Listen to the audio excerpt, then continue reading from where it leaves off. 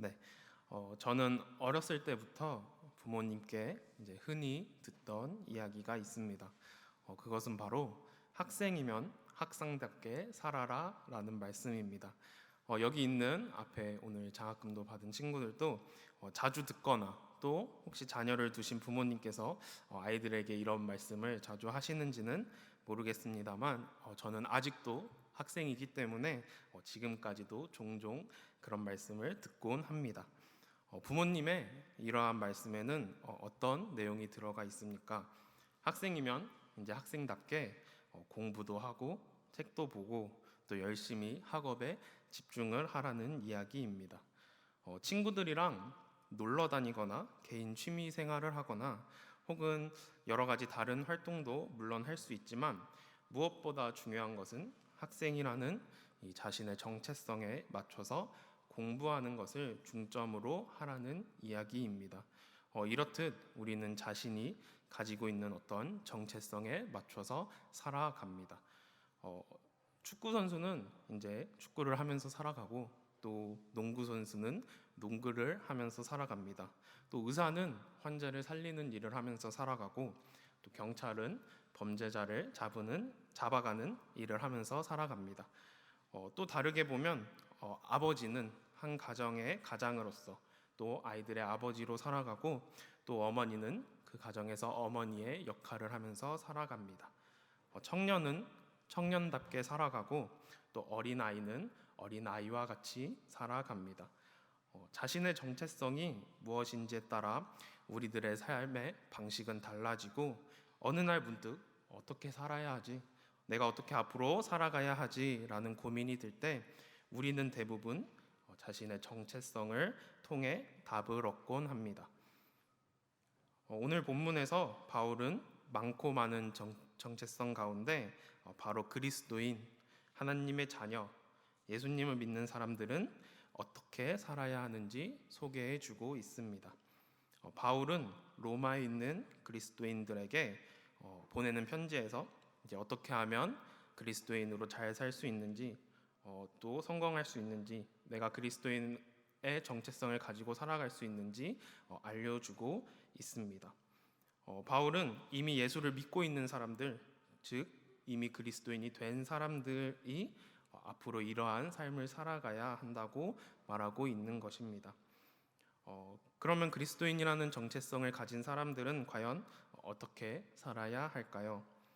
바울이 이야기하고 있는 것은 많지만 9절부터 차례대로 함께 살펴보고자 합니다. 먼저 바울은 9절에서 사랑은 거짓이 없나니 악을 미워하고 선을 속하라고 권면합니다.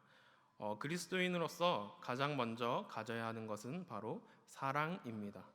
그리고 그 사랑은 거짓이 없는 사랑이어야 합니다. 이런 사랑을 우리가 어디서 찾아볼 수 있을까요? 바로 예수 그리스도의 십자가에서 발견할 수 있습니다. 예수님께서 우리를 사랑하셔서 십자가에 매달리신 사랑은 거짓된 사랑이 아닙니다. 예수님 자신의 목숨을 내어주실 만큼 진실하고도 거짓이 전혀 없는 사랑입니다.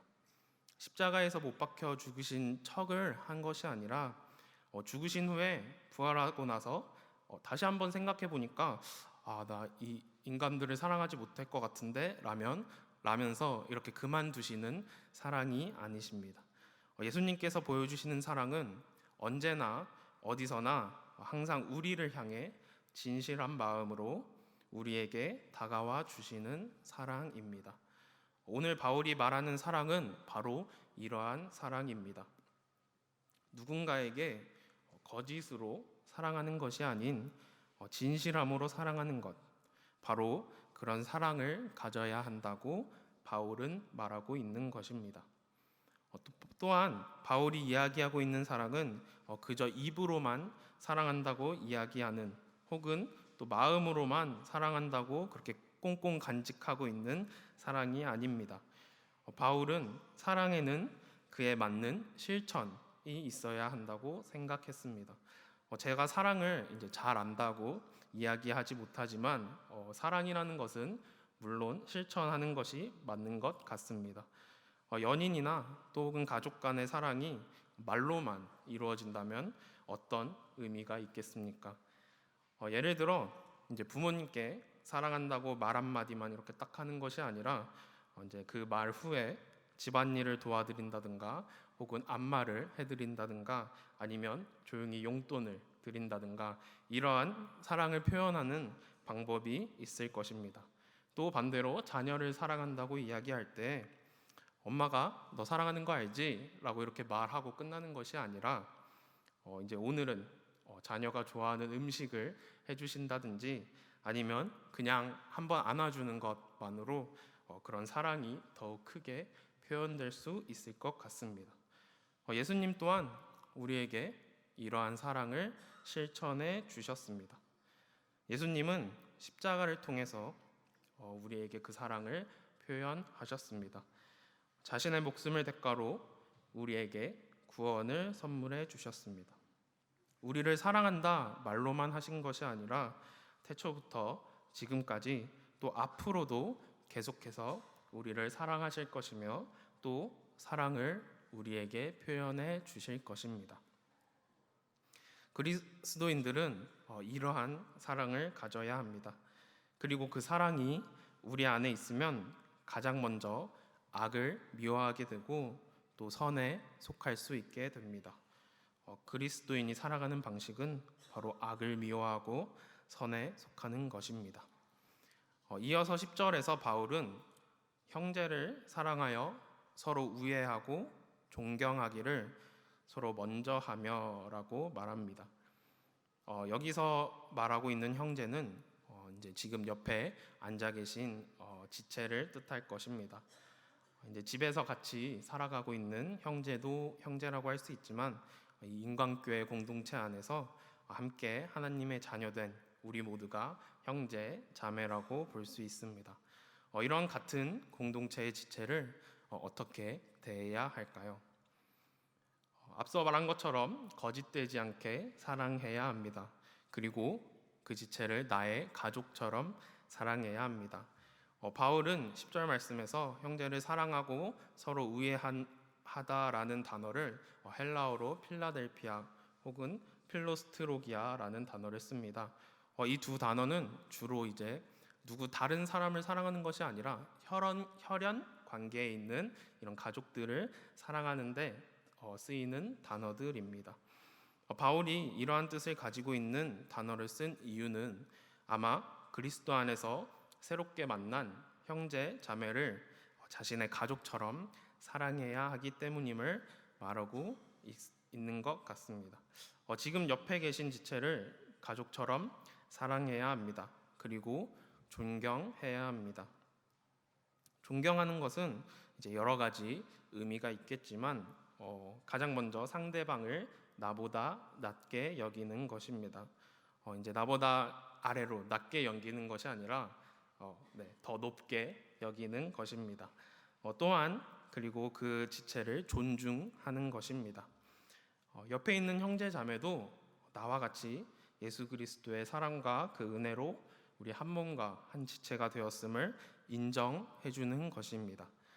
저 사람은 이제 기도도 열심히 안 하고 예배도 가끔 안 나오는 것 같고 저런 사람이 어떻게 우리 공동체의 한 몸이 될 수 있어라고 생각하는 것이 아니라 그 지체를 사랑하고 또 우애함으로 함께 하나님의 자녀로서 살아가도록 같이 나아가는 것이 바울이 오늘 권면하고 있는 점입니다.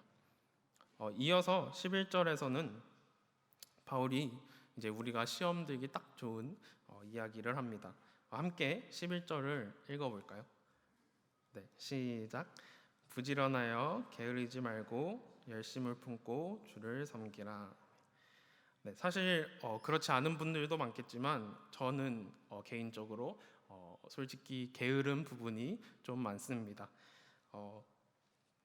한 가지 이야기를 해드리자면 이제 저랑 박예능 목사님은 이제 같이 학교를 다니기 때문에 기숙사에서 이제 함께 생활을 했던 적이 있습니다. 그래서 이제 박 목사님은 잘 아시겠지만 저는 이제 학교를 다닐 때 공부를 이제 미루는 것도 좋아했고 또 이제 해야 할 일을 과제 같은 거를 제때제때 안 하고 이제 딱 내기 전날, 그 전날에 막 밤새서 겨우겨우 해내고 이렇게 좀 게으른 부분이 있었습니다. 근데 이제 그렇게 어느 정도 게으른 저는 이제 개인적으로 박예능 목사님을 좀 대단하다고 생각하고 또 부러워하기도 했습니다. 왜냐하면 다들 아시겠지만 박예능 목사님은 저랑 다르게 매우 부지런하고 또 해야 할 일을 제때제때 하는 그런 사람이기 때문입니다. 그래서 기숙사를 같이 쓸 때에는 이제 항상 당연히 제가 게으르니까 청소도 잘 안 하겠죠. 그래서 대신 청소를 해주기도 하고, 또 이제 저는 아침에 일어나자마자 이제 수업 시간에 늦어가지고 빨리 막 달려가고 이러기 바쁜데 꼭 아침에 일어나서 샤워를 하고 수업 준비를 하고 딱 이렇게 갖춰서 딱 수업에 임하더라고요. 그래서 진짜 저는 박예능 목사님을 보면서 정말 말씀대로 사시는구나, 이렇게 말씀대로 부지런히 살 수 있구나라고 반성을 하기도 했습니다. 그런데 저는 여전히 박 목사님만큼 그렇게 부지런한 삶을 살고 있지는 못한 것 같습니다. 그에 반해 오늘 본문에서 바울은 그리스도인들은 게으르지 않아야 하며 또 부지런해서 열심을 갖고 있어야 한다고 합니다. 우리가 부지런해야 하는 이유는 과연 무엇일까요? 게으름에서 빠져나와서 열심을 품어야 하는 이유는 무엇일까요? 바로 주를 섬기기 위해서입니다. 바울은 부지런하고 열심을 품는 것은 오직 주를 섬기기 위함임을 말하고 있습니다. 여기서 바울이 이야기하는 열심은 분명히 이제 성령님과 관계된 것이며, 성령님이 우리와 함께 하셔야지만 우리가 주를 부지런히 열심을 품고 섬길 수 있음을 뜻하고 있습니다. 우리는 우리가 잘 되기 위하여, 또 인생에서 성공하기 위해서, 또 내가 어떤 무언가를 성취했구나 이렇게 느끼기 위해서 부지런해야 하는 것이 아닙니다. 우리가 부지런해야 하는 이유는 주를 섬기기 위함이고, 또 주를 섬길 때 성령 충만함으로 주를 섬길 수 있게 되는 것입니다. 이러한 이야기 후에 바울은 12절에서 소망 중에 즐거워하며 환난 중에 참으며 기도에 항상 힘쓰라고 우리에게 권면하고 있습니다. 여기서 바울이 말하는 소망은 단순히 어떤 무언가를 바라는 것, 또 내가 원하는 어떤 것을 뜻하는 것이라기보다 확신을 가지고 있는 믿음을 의미합니다. 또 그리스도인들은 우리 어떠한 소망을 가지고 있습니까? 그리스도인들은 세상 사람들과 다른 한 가지 소망을 가지고 있습니다. 우리가 구원을 받아 결국 예수님이 다시 오실 때 그 예수님을 찬양하며 또 예배하며 함께 사는 소망이 우리에게 있습니다. 그리스도인들은 이 소망으로 말미암아 즐거워해야 합니다. 그 소망이 우리를 즐겁게 하며, 또 그렇기 때문에 우리가 우리에게 닥쳐오는 환난 가운데 인내할 수 있습니다.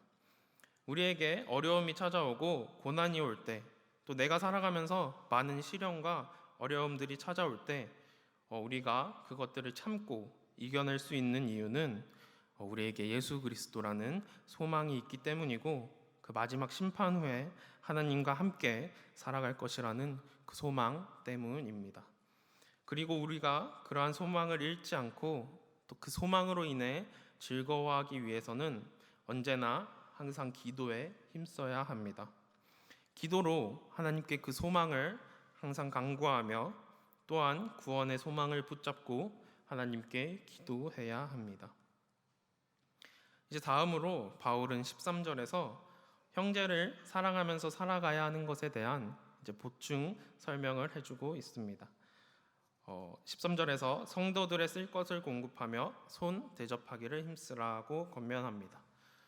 서로 쓸 것이 필요할 때, 서로에게 부족한 것들이 있을 때, 혹은 성도들 가운데 어려움을 겪고 있는 그러한 사람이 있다면 그들을 도울 수 있어야 한다는 것입니다.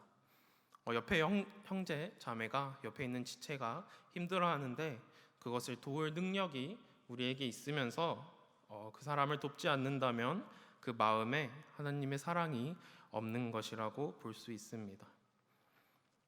그리고 이제 바울은 관점을 조금 바꾸어서 14절부터 그리스도인의 정체성을 가진 사람들이 이제 같은 공동체가 아닌 공동체 밖의 이웃과 또 어떤 관계를 가지며 살아가야 하는지 권면해주고 있습니다.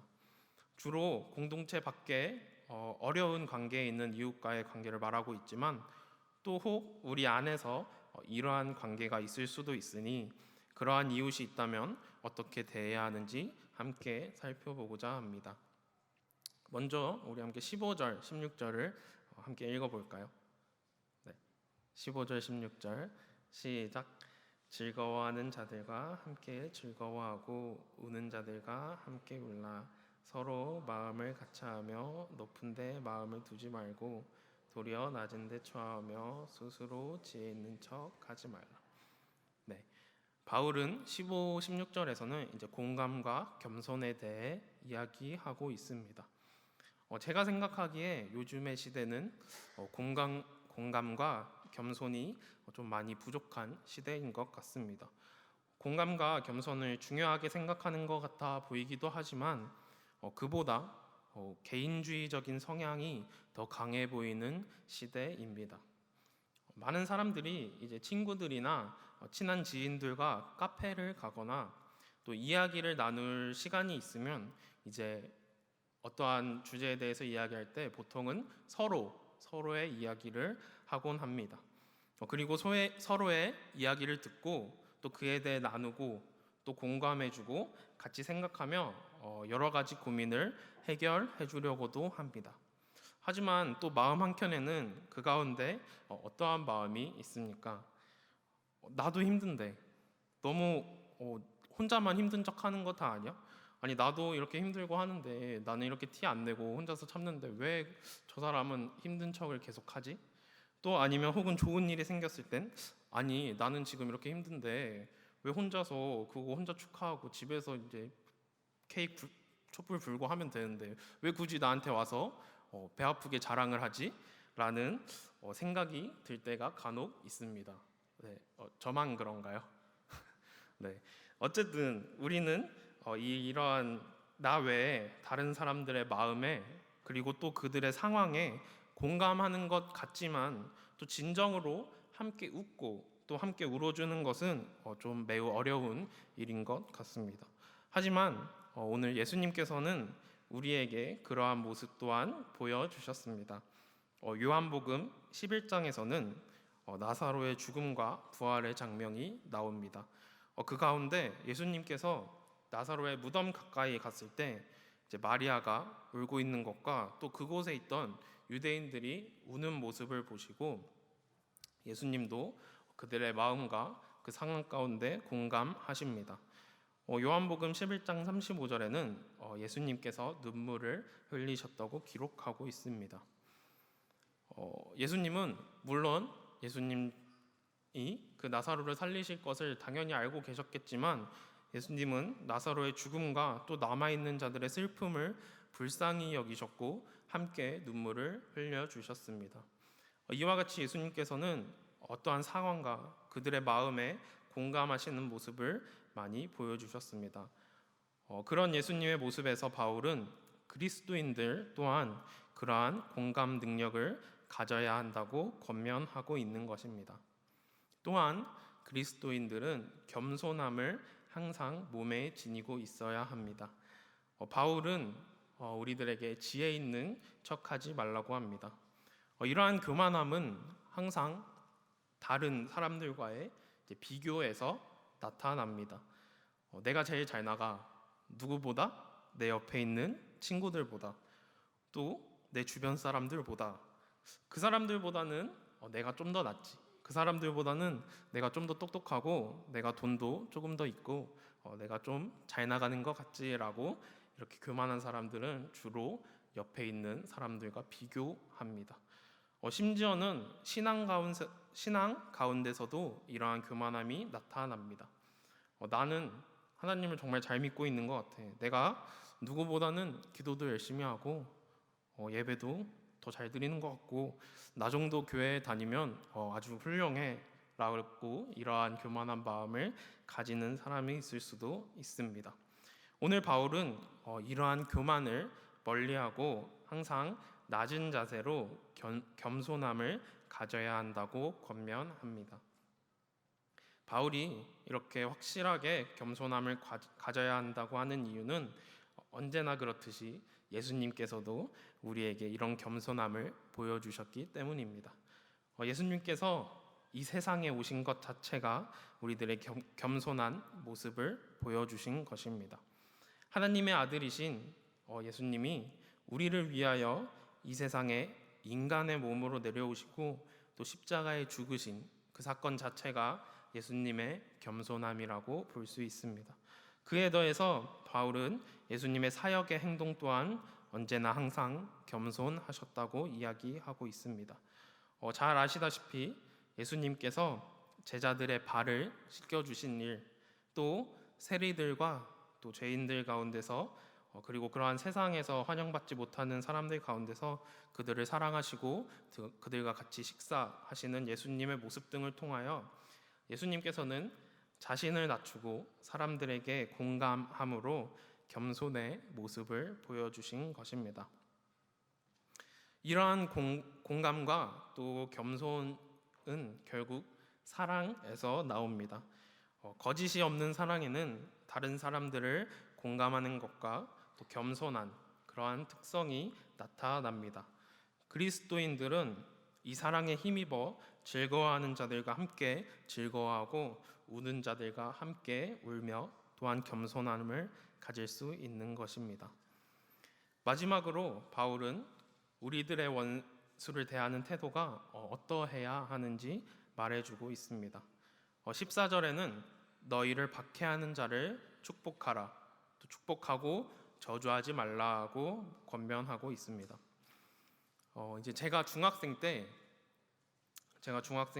이제 아무것도 모르는 그러한 시절에 이제 친구와 함께 좀 놀러 가보고 싶어서 이제 명동이라는 곳을 함께 놀러 갔던 적이 있습니다. 이제 부모님께 허락을 받고 친구와 둘이서 버스비랑 이제 가서 뭐 사 먹을 거랑 돈을 좀 들고 이제 놀러 갔었습니다.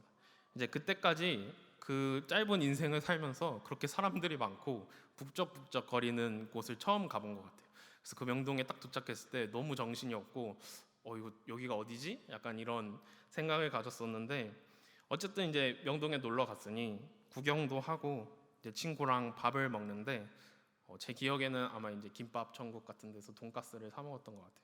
그렇게 이제 돈가스를 열심히 맛있게 먹고 또 옷가게도 잠깐 구경도 하고 이제 길거리를 걸어가고 있었는데 갑자기 어떤 초등학생쯤 되는 아이가 막 되게 불쌍한 얼굴을 하고서는 이제 엄마를 잃어버렸다고 이게 전화를 빌려달라는 거예요.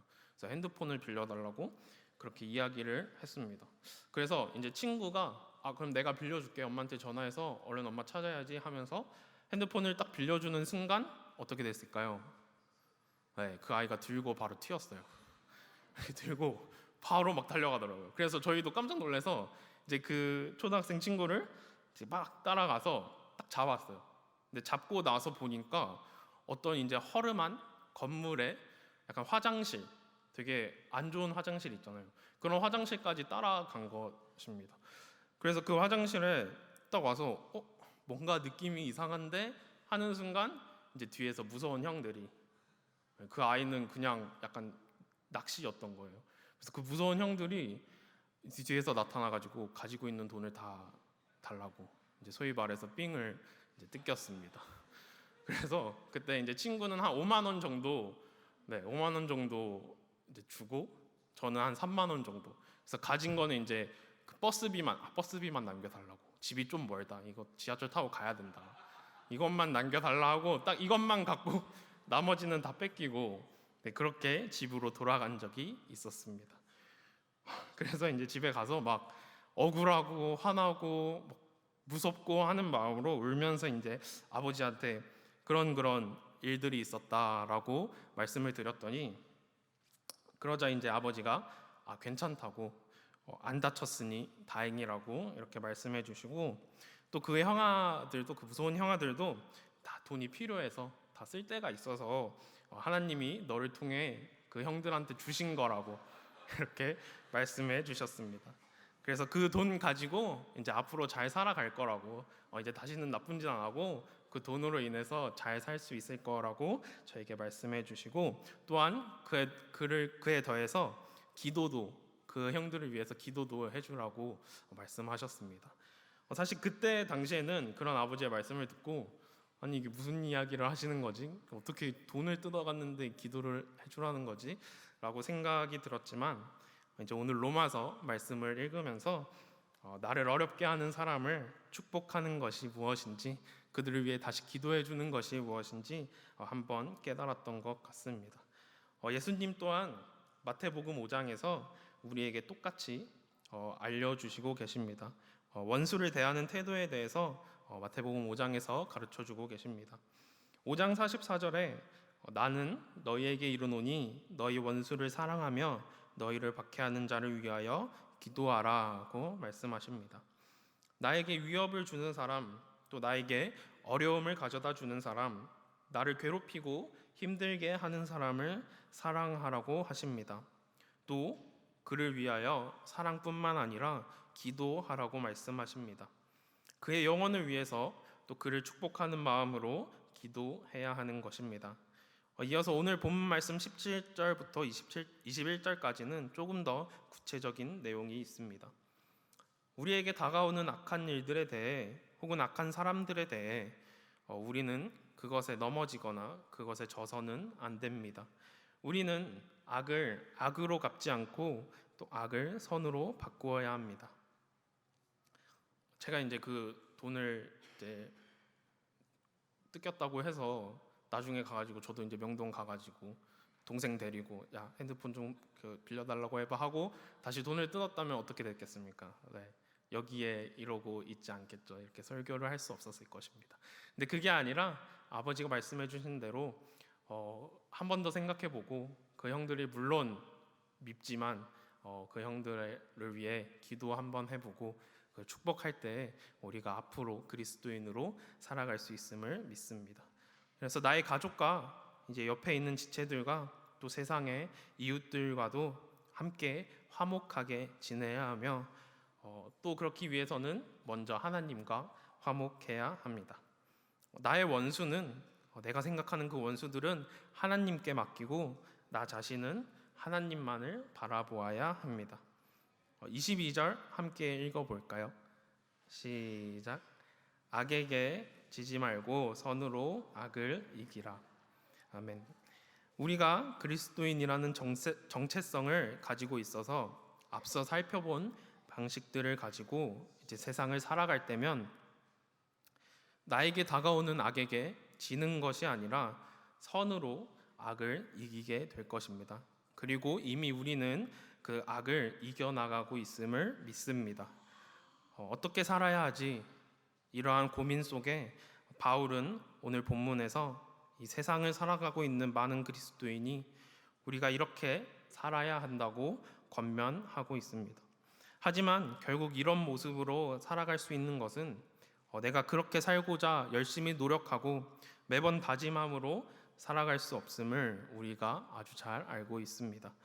우리가 그리스도인으로 살 수 있는 것은 나의 노력이 아니라 예수 그리스도를 믿는 믿음으로 말미암음이고, 또 예수 그리스도께서 우리를 위해 이 세상에 오사 우리를 구원해 주셨기 때문입니다.